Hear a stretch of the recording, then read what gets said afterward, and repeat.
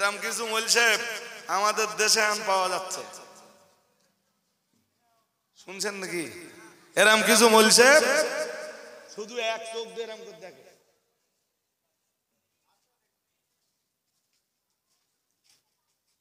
মুফতি সাহেব কবে কোন জলসায় কোথায় বলেছে, কোথায় বলেছিলেন আমিও জানি না। বলো কোন এক মজলিসে মুফতি সাহেব বলেছেন, যা বলেছেন ঠিক বলেছেন। মুফতি সাহেব বলেছেন নারীর কণ্ঠের আওয়াজ ও পর্দা। ভুল বলেছেন না ঠিক বলেছেন? ঠিক বলেছেন না? ঠিক বলেছেন জি। সেইটারে তুলে ধরে এখন মুফতি সাহেবের বিরুদ্ধে নানান ফতোয়াবাজি চলতেছে। আমি বুখারী শরীফের এক হাদিস দিয়ে অজ করতে করতে বলেছি জি, যে কানের জেনা হলো নারীর কণ্ঠের আকর্ষণীয় কথাবার্তা শোনা। এ তো বুখারীর হাদিসে আছে। কোথায় আছে? এ আমার কথা না রাসূলের কথা? জোর করে বলে না, রাসূলের কথা জি। তা এ বলবো না বাদ দেবো? বলতে হবে তো, বলতে হবে তো, বলতে হবে না? আমার সে কথা টেনে এনে আর মুফতি সাহেবের সেই কথাটারে টেনে এনে দুটোরে এক জায়গায় করেছে, এক জায়গায় করে এবারে বলছে তোমরাই ফতোয়া দিলে নারীর কণ্ঠের আওয়াজ কি পর্দা, তোমরাই ফতোয়া দিলে নারীর কণ্ঠের আওয়াজ শুনলে জেনার গুনাহ হয়, জেনার গুনাহ হয়। আর তোমরা এখন কি করতেছো? এমালের কসম আর এক চোখে দেখতে হবে তো, হ্যাঁ না বলবেন তো? আর এক চোখে দেখতে হবে তো? যদি বলেন হুজুর কি দেখতে হবে, মুফতি সাহেব এসে গেছেন, আমার আর বলবার অধিকারও নেই। না বলেন বলেন বললি হয়? শোনেন এই শেষ কথাটা বলি, শেষ কথাটা বলি। এদের এক চোখ অন্ধ কেন বলেছি? কোরআনের এক সূরা আছে 28 পারার একদম শুরুতেই আছে, তার নাম সূরাতুল মুজাদালা। কি নাম? কথা কয় না, তা কি করে বোঝাবো? কি নাম তার? নাম সূরাতুল মুজাদালা। মুজাদালা মানে কি জানেন? পারস্পরিক কথোপকথন অথবা কথা কাটাকাটি করা, কথা বাগ বিতান্ডা করা। এরে আরবিতে বলে আল মুজাদালা। কি বলে? ওই সূরার প্রথম আয়াতেই এসেছে কদ সামি আল্লাহু কওলাল্লাতী তুজাদিলুকা ফি যাওজিহা ওয়া তাশতাকি ইলাল্লাহ। আমি জানি না যেসব মৌলবী এক চোখ দিয়ে দেখতেছে তারা এসব পড়েছে কিনা। আমার কথা বুঝতে পারেননি? মহান আল্লাহ জানিয়েছেন কদ সামি আল্লাহ, নিশ্চয়ই আল্লাহ শুনেছেন। আমরা জানো বললাম আল্লাহ শুনেছেন কার কথা? মহান আল্লাহ বললেন কওলাল্লাতী, ওই মহিলার কথা, যে মহিলা আল্লাতী তুজাদিলুক, যে মহিলা ও নবী আপনার সাথে কথোপকথন করছিল। কার সাথে কথোপকথন করছে? নবীও কথা বলছেন, ওই মহিলাও কথা বলছে। নবীর কথা মহিলা শুনছে, মহিলার কথাও। পর্দা লাগবে না? হ্যাঁ না বলেন? জোর করে বলবেন তো? কোন ছেলে যদি রাত্রের বেলায় 3 ঘন্টা ধরে কোন নারীর সঙ্গে প্রেম আলাপ করে, আকর্ষণীয় কথাবার্তা বলে, আমি সেটারে জেনার গুনাহ বলবো না? বলবো না? মুফতি সাহেব সেটাকে নারীর কণ্ঠের আওয়াজ পর্দা বলবেন না? বলবেন না? জোর করে বলেন। হ্যাঁ, রাসূলের পাকের জামানায় খোদ মেয়েরা, রাসূল যেদিন বললেন ও মেয়েরা, আমি যে রাত্রে মেরাজে গেলাম, মেরাজে যে দেখলাম অধিকাংশ মেয়েরা জাহান্নামী, জাহান্নাম পরিদর্শন করতে করতে দেখলাম অধিকাংশ মেয়েরা জাহান্নামী। মেয়েরাই জিজ্ঞেস করলো কুল্লা ওয়া বিমা ইয়া রাসূলুল্লাহ, মেয়েদের কণ্ঠের আওয়াজ কে শুনছে? জোর জোর বলে না?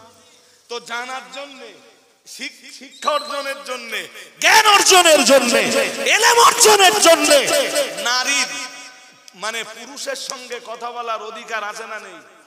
হ্যাঁ, খোদ মেয়েরাই কথা বলছে, কুল্লা ওয়াবিমা ইয়া রাসূলুল্লাহ, হুজুর মেয়েরা এত জাহান্নামী কেন, তাদের পাপ কি? তো রাসূল পাপগুলো মেয়েদের আবার পরে বলে দিলেন। সুবহানাল্লাহ বলতে পারেন না? হ্যাঁ, তাহলে যে মৌলবী আমার সেদিনের বক্তব্য আর মুফতি সাহেবের সেদিনের বক্তব্যকে নিয়ে আজকের বাজার গরম করতে চাইছে, এই মৌলবীর এক চোখ না দুই চোখ? আর মানে এক চোখ কার হয়? জোর করে বলেন, বুঝতে অসুবিধা হচ্ছে? হ্যাঁ ভাই,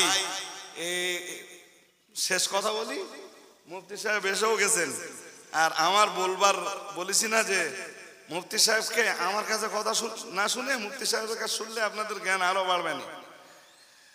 সূরা মায়দা 3 নম্বর আয়াত শুনছেন নাকি? ক নম্বর আয়াত? 3 নম্বর আয়াতে আল্লাহ হারামের লম্বা ফিরিজ দিয়েছেন, আয়াত নম্বর 3। আমি শুধু শুরুটা বলছি। হুররিমাত আলাইকুমুল মাইতাতু ওয়াদ-দামু ওয়া লাহমুল খিনজিরি ওয়া মা উহিল্লা লিগাইরিল্লাহি বিহি ওয়াল মুনখানিকাতু ওয়াল মাওকুদাতু ওয়াল মুতারাদ্দিয়াতু ওয়ান নাতিহাত। আয়াত অনেক লম্বা। এই আয়াতে কোন কোন জিনিস হারাম আল্লাহ তা আলোচনা করছেন। করতে করতে আল্লাহ বলছেন হুররিমাত আলাইকুমুল মাইতাত, মরা জিনিস তোমাদের জন্য হারাম করা হয়েছে। কি জিনিস? জোর করে বলেন। মরা প্রাণী, মরা প্রাণী। বেশ, আর কি হারাম করা হয়েছে? ওয়াদ্দাম, আয়াদ্দামুল মাসফু, প্রবাহিত রক্ত। প্রবাহিত রক্ত তোমাদের প্রতি কি করা হয়েছে? হারাম করা হয়েছে। নাম্বার 3 ওয়ালাহমুল খিনজির, তোমাদের জন্য হারাম করা হয়েছে শুকরের গোশত। কিসের গোশত? এরপরেও আল্লাহ অনেকগুলো হারাম জিনিসের নাম উল্লেখ করেছেন, সবগুলো বলতে গেলে তোমার সময় যাবে। এগুলো হারাম তো? হ্যাঁ না জোর করে বলে না? হ্যাঁ হারাম। চলুন ওই আয়াতের শেষের দিকে একটু দেখি। ওই আয়াতের শেষের দিকে আছে, একদম শেষ অংশে, যে ফামানিদিতুররা ফি মাখমাসাতিন গায়রা মুতাজানিফিল লিইসমিন ফাইন্নাল্লাহা গফুরুর রহিম। এ মন ওদিকে দিলে আমি বোঝাবো কি করে? আমি তো আবার এই এক চোখ না দুই চোখ এইটা তো বোঝাবো।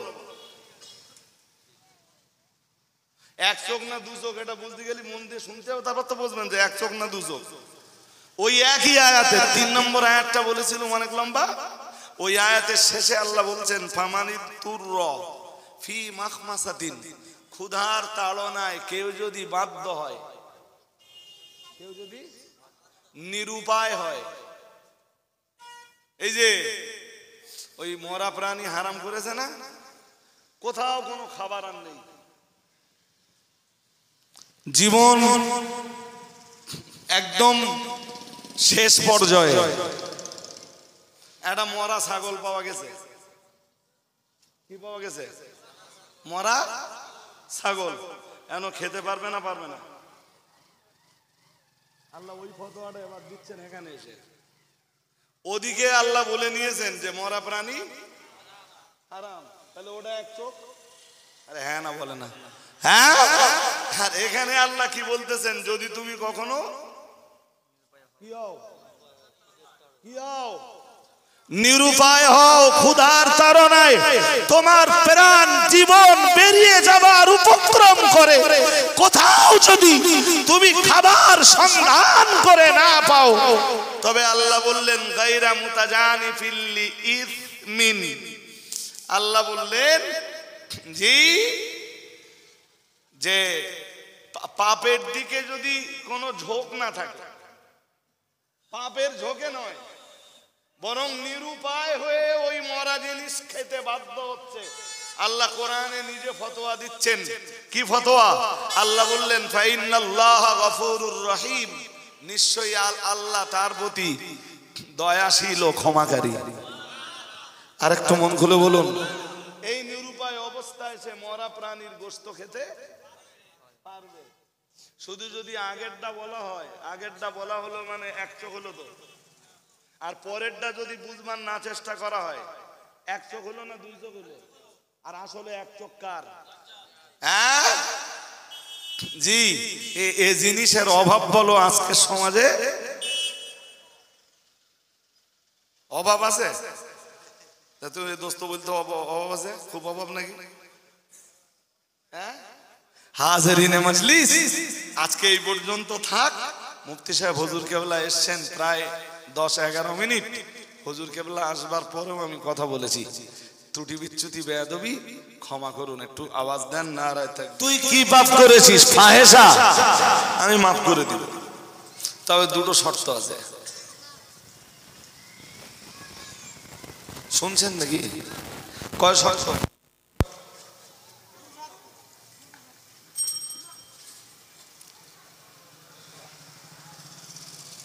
আমরা বললাম কি কি? আল্লাহ সূরা জুমারের 54 নম্বর আয়াতে শর্ত দুটো দিলেন। কি? আল্লাহ পাক রব্বুল আলামিন 1 নম্বরে শর্ত দিলেন, ওয়ানিবু ইলা রাব্বিকুম। মহান আল্লাহ বললেন 1 নম্বরে শর্ত দিলেন, তোমরা তোমাদের রবের দিকে ফিরে এসো। ও বাবাজিরা ভাইরা, তার মানে আল্লাহর বান্দা যে গোনায় কাবিরার রাজ্যে বিচারণ করছিলেন, আল্লাহর ওই বান্দা গোনা থেকে যদি নিজের রবের দিকে চেহারাটা ঘোরাতে পারেন, আল্লাহ পাক রব্বুল আলামিন বললেন, ওয়ানিবু ইলা রাব্বিকুম, ফিরে এসো তোমরা তোমাদের রবের দিকে। তার মানে আল্লাহর কোন বান্দা যিনি যে পাপের রাজ্যে বিচারণ করছিলেন, ওই গোনায় কবিরার রাজ্য থেকে চেহারাটা ঘুরিয়ে যদি তার রবের দিকে চেহারাটা ফেরাতে পারেন, আল্লাহ পাক রব্বুল আলামিন বললেন, প্রথম শর্ত হলো তুমি তোমার ওই গোনাহের রাজ্য থেকে তোমার চেহারাটা ঘুরিয়ে তোমার রবের দিকে যদি ফেরাতে পারো, আল্লাহ পাক রব্বুল আলামিন দ্বিতীয় শর্ত দিলেন, ওয়া আসলিমু লাহু। আল্লাহ পাক রব্বুল আলামিন 2 নম্বরের শর্ত দিলেন, শোনো বান্দা, দ্বিতীয় শর্ত হলো তোমার রবের বিধানগুলির কাছে যদি তুমি আত্মসমর্পণ করতে পারো, যদি তুমি তোমার রবের দিকে চেহারা ফেরাতে পারো এবং যদি তোমার রবের বিধানের কাছে আত্মসমর্পণ করতে পারো, তবে আল্লাহ তাআলা তোমার পিছনের জিন্দেগির গুনাহ রাশিকে মাফ করে দিবে। বুঝতে যদি অসুবিধা হয় বলেন। এই যে ধরুন একটা লোক মদের রাজ্যে ছিল, কোন রাজ্যে? ওর ভিতরে আল্লাহর ভয় জেগেছে, তো ওর জন্য আল্লাহ 2টা শর্ত দিচ্ছেন। কয়টা? রাস্তার দিকে মন দিয়েন না, বলছি না রাস্তার উপরে জলসা হলে আমাদের পথ করতে খুব কষ্ট হয়। কষ্ট মানে অন্য কষ্ট না, শুধু ভয় হয় যে কি জানি শ্রোতাদের বোঝাতে পারবো তো, আর যদি বোঝাতে না পারি তো আমার বকা বেকার। হ্যাঁ, 2 শর্ত দিয়েছেন, শোন বান্দা, তুই আর মদের রাজ্যে আছিস, যদি তোর মনে হয় তওবা করবি, তাহলে মদ থেকে চেহারাটা ঘুরিয়ে তোর রবের দিকে ফেরা। দ্যাটস মিন তুই তওবা করে নে, তামাম জিন্দেগিতে তোর হাতে কোনোদিন মদের বোতল উঠবে না। তুই তওবা করে নে, এমন তওবা যে মদের নাম শুনলে তোর ঘৃণা হবে।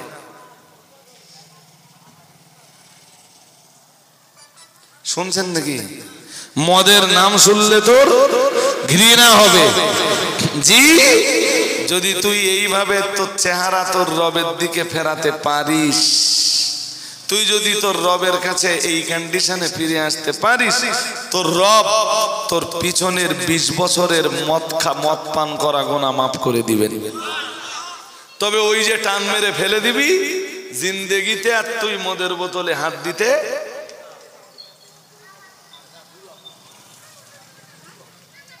আমি কি বোঝাতে পারছি? এবার শোনেন, আর একটা শর্ত আছে না? কি? ওয়াসলিমু লাহু, তুই তার বিধানের কাছে, অর্থাৎ আল্লাহর বিধানের কাছে আত্মসমর্পণ করবি। আত্মসমর্পণ বোঝো? হ্যাঁ, স্যারেন্ডার করা, রাইট। কি করা? কিসের কাছে স্যারেন্ডার করা?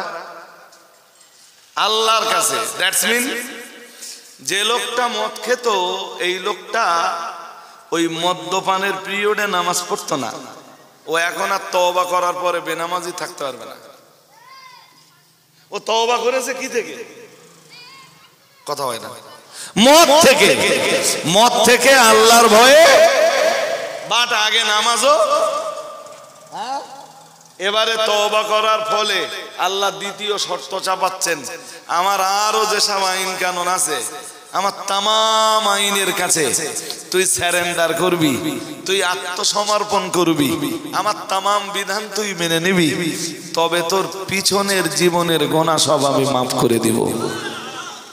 তবে আমার ক্ষমা তোর জন্যে, আমার দয়া তোর জন্যে, আমার মাগফিরাত তোর মতো বান্দার জন্যে।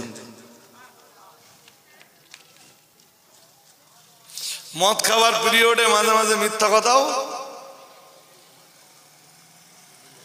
তুই না বান্দা তওবা করেছিস, তোর তওবা কবুল হওয়ার জন্য শর্ত হলো আমার বিধানের কাছে আত্মসমর্পণ করা। জানিস বান্দা, আমার বিধানের ভিতরে আছে ইয়া আইয়ুহাল্লাযীনা আমানু, হে ঈমানওয়ালা মানুষের দল, ইত্তাকুল্লাহ, তোমরা আল্লাহকে ভয় করো, ওয়াকুনু মা'আস সাদিকিন, আর সত্যবাদীদের দলগত হয়ে যাও। তাই তুই না তওবা করেছিস, এই কারণে তুই এখন আর মিথ্যা কথা বলতে, জোরে বলুন, মিথ্যা বলতে আর না। ওদিকে তুই তওবা করেছিস, এদিকে যদি আমার আইন সব এবার মেনে নিতে পারিস, তোর পিছনের কোনো সব মাপ।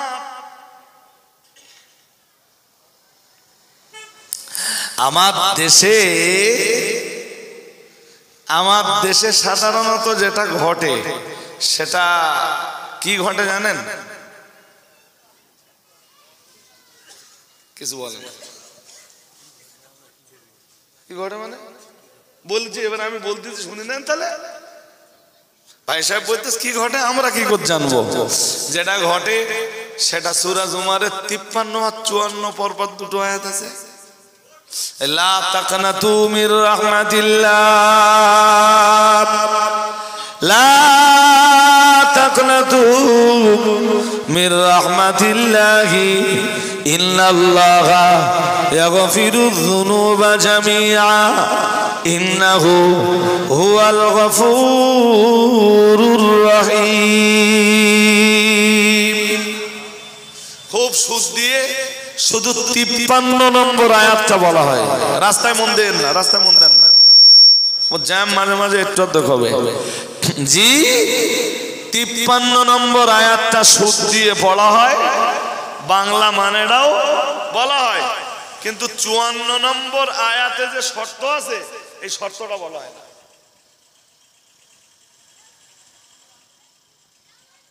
বুঝতে পারেননি? আমি আবার একটু যদি লম্বা বলে ফেলি আর কি, হ্যাঁ, আমি যদি লম্বা করে বলে ফেলি তো আমার বিরুদ্ধে আবার মুখ খোলার লোক অনেক। কি বলেন? হ্যাঁ হ্যাঁ, আর যখন স্বাভাবিক ভাবে না পারে, এই যে যখন স্বাভাবিক অবস্থায় পেরে না ওঠে, তখন কি করে? গাল দেয়।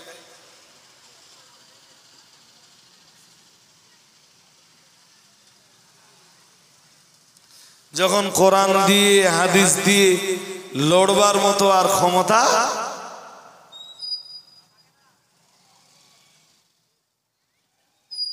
কি দিয়ে যে আপনার বোঝাই। আচ্ছা, যেটা বুঝতেছিলাম ওইটা দিয়েই বোঝেন।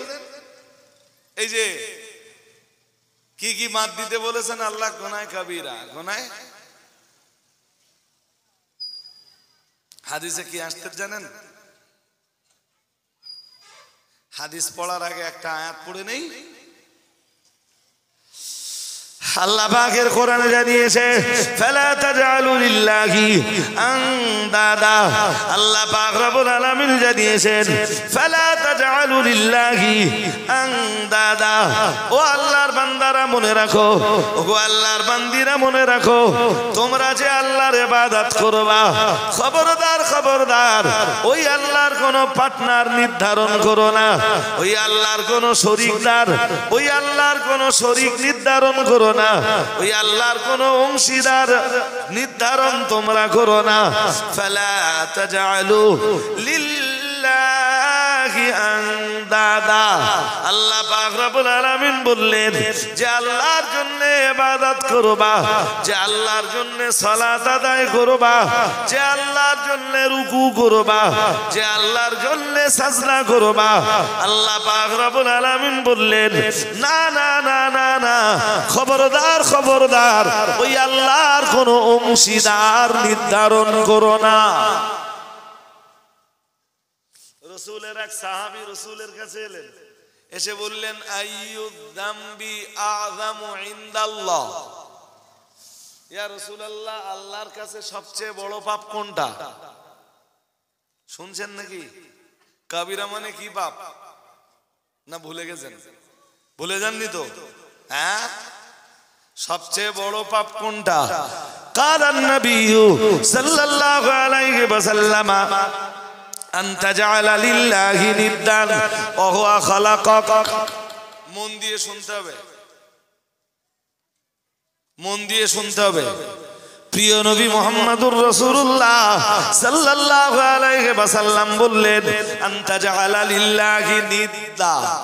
আল্লাহ পাকের রাসূল বললেন আল্লাহর জন্য কোনো অংশীদার নির্ধারণ করা, আল্লাহর কোনো পার্টনার নির্ধারণ করা। ওয়া হুয়া খালাকাক, তিনি তোমাকে সৃষ্টি করেছেন।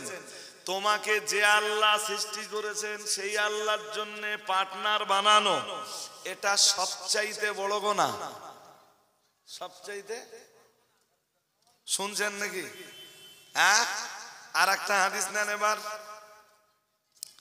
আল্লাহ পাকের নবী অন্য হাদিসে জানিয়েছেন আকবারুল কাবাইরি আল ইশরাকু বিল্লাহ ওয়া উকুকুল ওয়ালিদাইন ওয়া কতলুন নাফস ওয়া শাহাদাতুজ জুর ওয়া ফি রিওয়ায়াতিন কাউলুজ জুর ও কামা ক্বালা আলাইহিস সালাম। দয়ার নবী মুহাম্মদুর রাসূলুল্লাহ সাল্লাল্লাহু আলাইহি ওয়াসাল্লাম, আমার আল্লাহ পাকের নবী বললেন ও আমার সাহাবীরা মনে রাখো, আমি মুহাম্মদুর রাসূলুল্লাহ সাল্লাল্লাহু আলাইহি ওয়াসাল্লাম বলছি আল আকবারুল কাবাইর।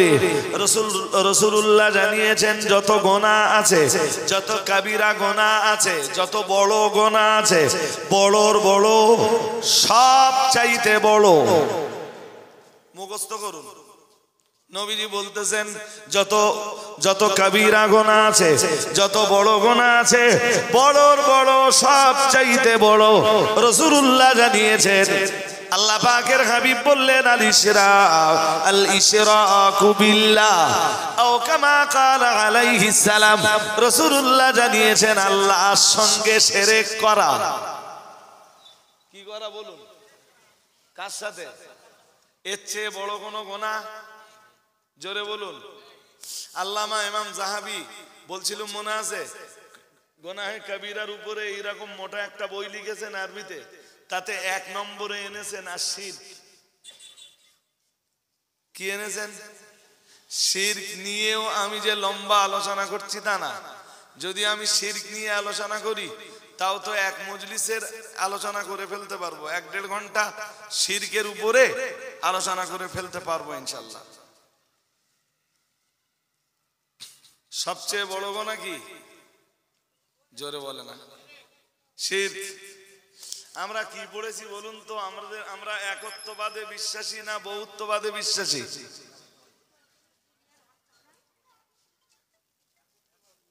একত্ববাদ। কি সেটা? লা ইলাহা, সবাই বলেন লা ইলাহা ইল্লাল্লাহ। পড়ুন পড়ুন পড়ুন।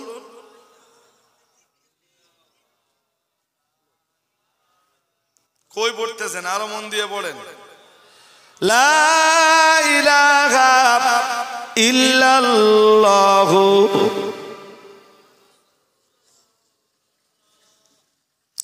হাজিরিনে মজলিস, মনে রাখুন, আমরা এই যে কালেমা পড়লাম, আল্লাহ পাক রব্বুল আলামিন জানিয়েছেন এখানে আমি একটা আয়াত এবার শোনাবো। 14 পারা সূরা নাহালের 106 নম্বর আয়াত। যদি কলেমা পড়ার পরে কেউ বহুত্ববাদকে স্বীকার করে,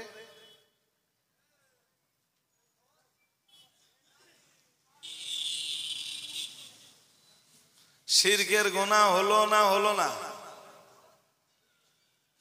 রাত্রি বাড়ি যাচ্ছেন, কেউ এই জায়গায় বন্দুক ধরলে, বললো বল আল্লাহ একজন না বহুজন? ঠিক করে বলেন। এখন তো বলতেছেন বন্দুক এই জায়গায় কেউ নেই আশপাশে।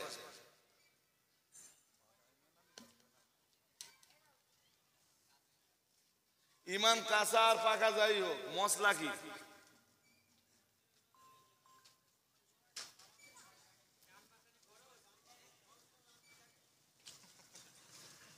মানে কতটা চালাক আমারে বলতে দেখেন।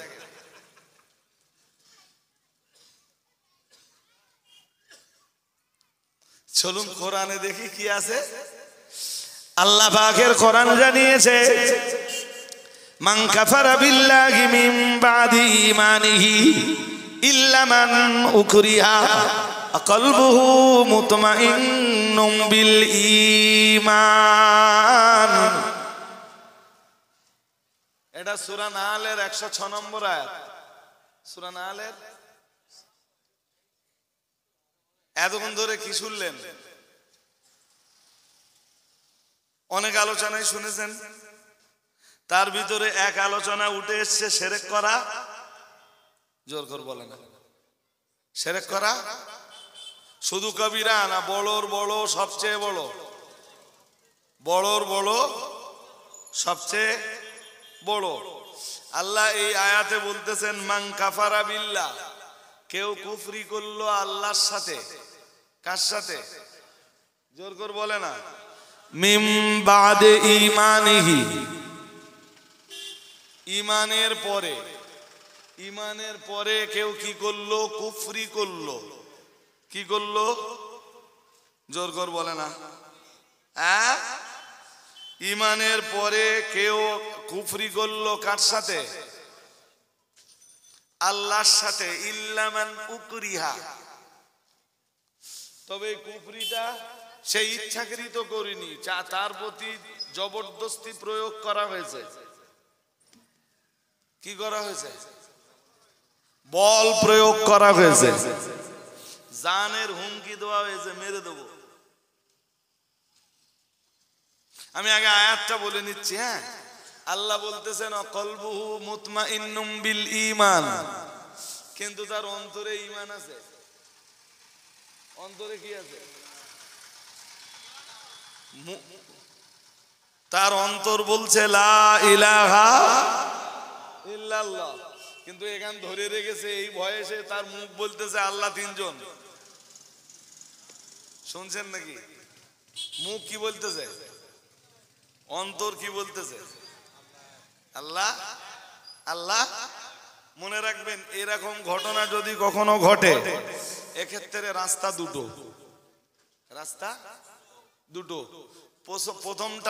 প্রথমটারে আরবিতে বলে আজিমাত। কি বলে? এরকম ঘটনা ঘটলে তার রাস্তা এক রাস্তা না দু রাস্তা। আর যে মৌলবি এক রাস্তা দেখতে পায় আর এক রাস্তা দেখতে পায় না, ওটা দাজ্জাল। দাজ্জালের কয় চোখ? জোর করে বলেন, দাজ্জাল কয় চোখ দিয়ে দেখবে? আমি শরীয়তের ফতোয়াটাই বলছি। জি, এখানে শরীয়ত দুটো রাস্তা দিয়েছে। একটা হলো আজিমাত, আমার জীবন যায় যাবে, আমি ঈমান ছাড়বো না। জীবন যায় যাবে, ঈমান ছাড়বো না। ও বলে তুই গুলি করলু, আমি বলবো লা ইলাহা ইল্লাল্লাহ, লা ইলাহা ইল্লাল্লাহ। আমার ঈমান চলে যাবে, আমার জীবন চলে যাবে, তবুও ঈমান দিব না। এই কন্ডিশনে এই রকম সিদ্ধান্তকে শরীয়তের ভাষায় বলা হয় আজিমাত। কি বলে? কথা কি বুঝতেছেন? মুফতি সাহেব আসলে ঝাল দিয়ে নেবেন। হ্যাঁ, আর একটা রাস্তা আছে, তার নাম রুখসত। তার নাম, হ্যাঁ, ও কলবে ঈমান দেখে মুখে মুখে বাঁচবার জন্য বলতে পারে।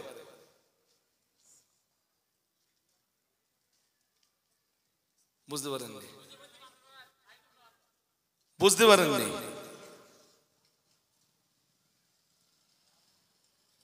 বুঝতে পেরেছেন কি? ও মুখে মুখে কলবে কি আছে? কলবুহু মুতমাইন্নুম বিল ঈমান। ওর কলবে রয়েছে ঈমান। ওই ঈমান কলবে জায়গা দিয়ে রেখেছে, কিন্তু শুধু বাঁচবার জন্য ও কুফরিটা করে ফেলেছে। ও বাবাজিরা ভাইরা, আমি আগেই বলেছি শরীয়তের এখন কন্ডিশনে দুইটা রাস্তা বেঁধে দিয়েছে। একটা রাস্তার নাম হলো আজিমাত, আর একটা রাস্তার নাম হলো রুখসত। রুখসাতের ক্ষেত্রে কিছু ছাড়পত্র থাকে। যারা শুধু আজিমাতটা দেখে, রুখসাতটা দেখতে পায় না, এদের এক চোখ কানা না? হ্যাঁ না বলবা? যারা শুধু কি দেখে, রুখসাত, আজিমাতটা দেখতে পায় না, এদের এক চোখ কানা না? হ্যাঁ না বলবেন তো? হ্যাঁ, কি বলেছিলাম? এক চোখ কানা কার? জোর করে বলেন। এরম কিছু মৌলভী সাহেব আমাদের দেশে এখন পাওয়া যাচ্ছে।